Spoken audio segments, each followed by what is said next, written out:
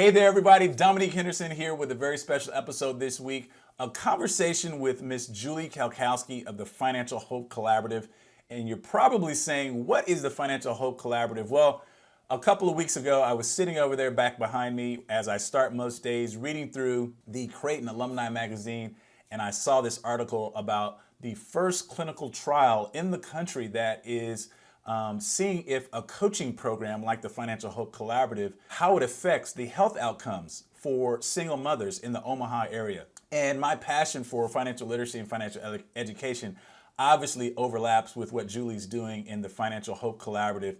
And I think it has several implications, not just on the health of these single moms, but the behaviors, the emotional behaviors, how they get jobs, how they raise kids, the conversations they have about money. And these are implications that I think the financial professional of tomorrow needs to know. So if you're watching and you want to be a coach, a planner, or an advisor, or just want to get into the field to do help like Julie's doing on the nonprofit side, I think this has a lot of implications. And I like to set this up with just how taboo money is in our society. Take a look at what she said.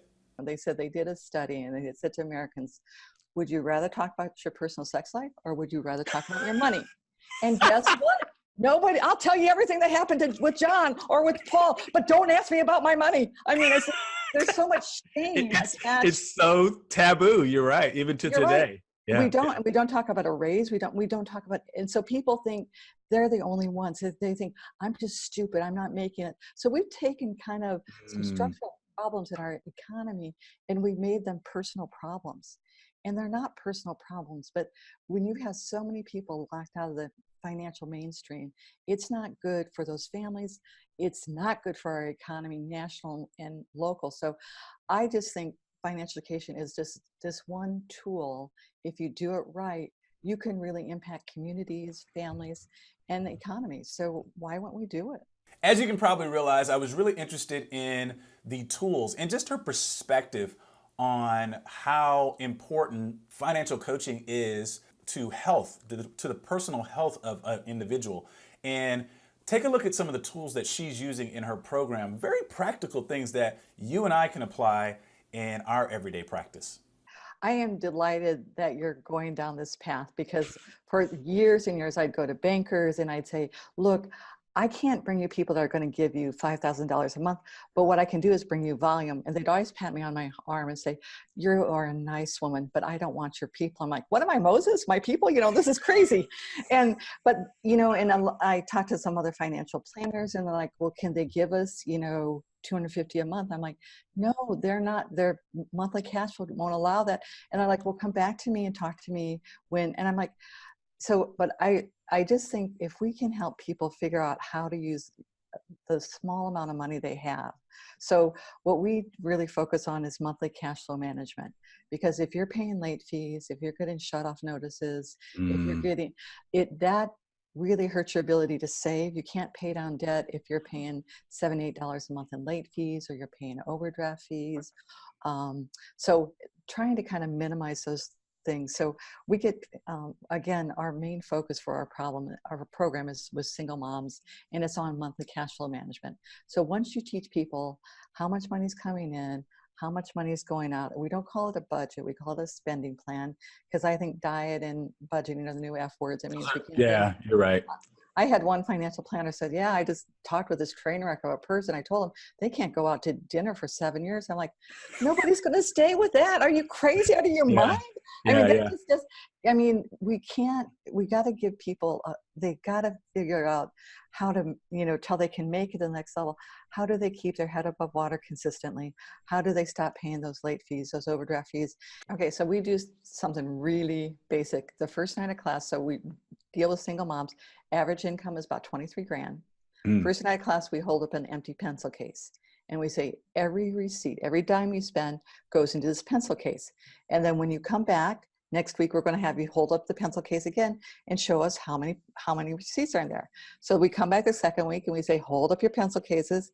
And they hold them up and half of them are empty. And I don't know what it is, since 2009, there's been one woman in every class who saved every receipt. I don't know what that is, but it's good we have an overachiever.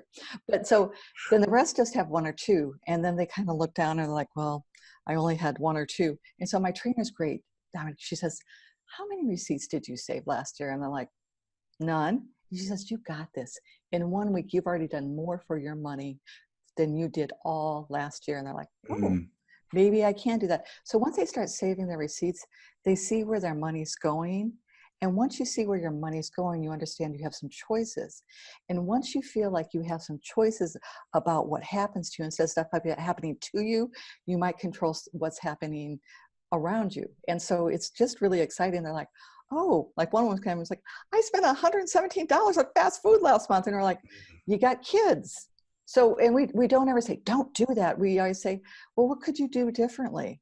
And so this one woman, she had gone, her doctor said she's pre-diabetic, wanted to eat more carrots. And so she picked up a bag of baby carrots. The kids got in the car and they're like, we're hungry. We want to go to, let's go to Mickey D's. And she's like, no, but she said, no, these are my carrots and you can't eat them. And they're like, we won't touch your carrots. Yuck. And she's like, they're my carrots. The doctor said I had to eat them. So then all of a sudden you hear this like, and then she's like, are you eating my carrots? And they're like, yeah. So it's just like, just, we don't tell people what to do because people are adults. And if you're going to talk to people about money, you've got to have people like my second trainer that I brought in this program, she was my yoga instructor. So I went up to her after a yoga class and said, I'm looking for another trainer. And she said, well, and I said, you're one of the best trainers I've ever seen. And she says, what's the topic? And I said, financial education. And she says, oh, I can't do that. And I said, what do you mean? She says, I'm really bad with money. I said, you're perfect. You are exactly who we want, because if people, they've got to figure out that there's somebody they can talk to that's going to understand, that's not going to judge them, that's not going to think they're stupid, that they can ask them anything that's going to help them move forward, because that's what we want. So, ooh, time out. You dropped a bunch of nuggets there. And I don't, my brain is not absorbing all the nuggets you're I dropping. do talk fast even for a Midwesterner. So here's some takeaways. And whoever's watching this is aspiring or even current financial professional, I think you just dropped some huge mega bombs. The first is, I think the ability to step by step incrementally take somebody along the path, whether they're a millionaire or whether, like you said, $23,000 in income, which is, I think, below the poverty line. Oh, well below. Yeah. So I think that human connection and being able to be a teacher at heart is really what I want to say is so key. And then the fact that your yoga instructor is one of your trainers, for all my people out there that are career changers, is like, I got to go back to school. I got to get all these degrees and all this other stuff. No, you don't. You really just got to be able to relate with people, right? Yes. And you've got to be non-judgmental. You've got to be open, and you have to really, some of us have this tendency to fix people, and you can't fix people. So what you want to do is say, did that work for you? If it didn't work for you, what could you do differently next time? So it's not like, God, that was stupid. What were you thinking? It's like, no. And we do, again, Americans don't want to talk about their money. So you try to have a conversation, and what we're doing is you're building people's financial confidence. So we have like you said, tools. We have a really easy Excel spreadsheet where they type in the receipts, and then it transfers them to a bucket, whether it's groceries, whether it's car maintenance, whatever it is. So then it pops up, and the women are like, oh, I can't do Excel spreadsheet. No. I'm like, oh yeah, you can. I'm like, I'm a social worker. You can do it. I can do it. And so they're like, okay. And then they're like, I can do Excel, And so again, building that confidence, learning new skills makes us as human beings feel more confident and feel more like ready to take the next steps. And the other thing that we really focus on are SMART goals, Dominique. So what's something little that's achievable that you can do in 6 months? So one just wanted to stop paying late fees. And the other thing that financial advisors need to understand is that there's a lot of information that people don't know. So many people come into our class and they're like, I don't know. I didn't know you could do that. That this one woman, we said, you can't pay all your bills out of your first check, your first paycheck. That 2 weeks is not going to cover all your bills. So can you talk to folks? Can you get some of them to transfer it to the second part of the month? So, and then by doing that, they're like, oh, I have some cash flow. I can make that work. So it's just little tips that kind of help people. We get people on the level payment plan because if they know what their rent is, they know what their car payment is, they know what the utilities and your car insurance, those are the 4 of the 5 biggest, and then food is next. You can control 4 of the 5, you're going to go a lot farther in controlling your monthly cash flow. As I mentioned, this is the first clinical trial in the country that is measuring this tie between financial coaching and the health of an individual. And check out some of the first or some of the preliminary results and findings of this particular study. Well, we were in the middle right now of doing the first clinical trial in the whole country to see if a financial education, financial coaching intervention can improve the health outcomes of single moms. And it's based on a very small study that we did between 2011 and 2014. And we followed a cohort of women that did 21 at baseline, year 1 and year 2. So after the second year, what we found, Dominique, is that their average income went up about $8,000 after 2 years. Wow. And that was back in 11 and 14. We weren't in the recovery yet. And is that from the average base of 23,000 or wow. Okay. That's huge. Yeah. So it's like when you increase your by almost 25% your income, you have a lot more choices. And what happens too is when folks would go into work, their boss would call them and say, I know what you're doing, if you're eating something special or I don't know, but you're really different. on it. Yeah. Yeah. On it. You're not, if you're not stressed out about your money, and remember 85% are stressed sometimes, Americans are stressed sometime during the month, and 30% are all the time. So if we can decrease that financial stress, you're going to have much more engaged employees, more creative, more productive. And so that's what the bosses were seeing, supervisors seeing. They're more productive, they're on it. The other thing is, if you're not stressed on your mind, like we go around and we ask people in 9 weeks, what's different at the end of our class. And this one woman said, after about the 3rd week, I stopped drinking every night. I just drink on weekends now to cope. Wow. And people have got to cope.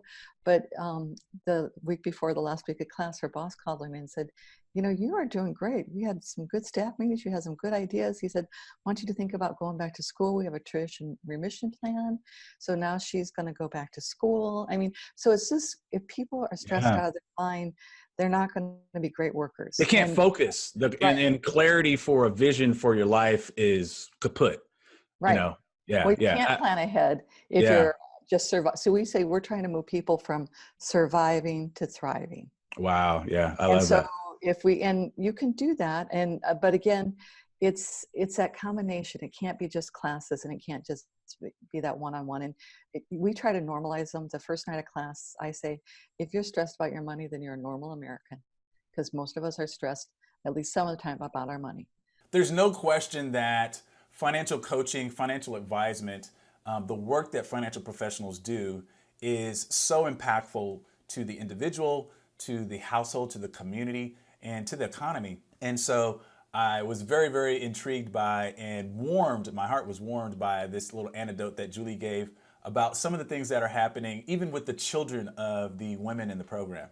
It's so funny. We've got a couple of stories about kids, second generation. So one of the things is when we get them on the level payment plan, the kids that live in Omaha, that go to the Omaha public school system, elementary school, they move 2 to 4 times a school year.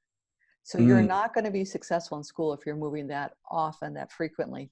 So we get them on the level payment plan. And so then some of the moms start talking to their kids about how we have a great partnership with our local utility companies.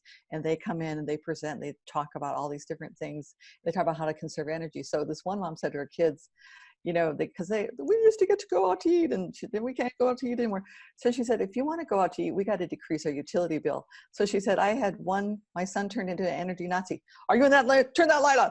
You can put a sweater on here. And he says, Mom, it was Kmart had fleece blankets for $3.99. We can buy them for the whole family. And so now they were able to save enough money that once a month they went out to eat as a family. I love that. We have people save the receipt. So the kids are like, Mom, did you get the receipt? Mom, did you get the receipt? She's like, no, well, go back in the store, Mom, and get the receipt. You got to have your receipt. I mean, so kids are learning about this, and it's teachable moments. You're right. Teachable moments.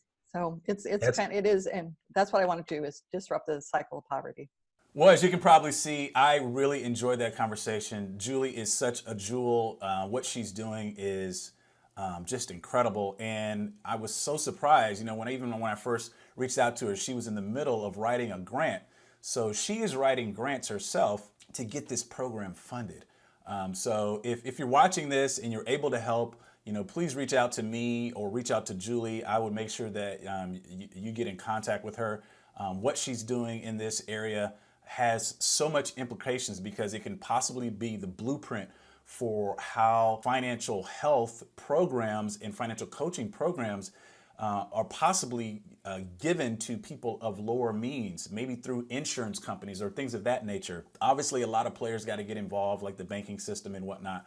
But as you can see, I had a great time. Hopefully you learned something. Hopefully you enjoyed this, and we'll see you back next time. Bye-bye.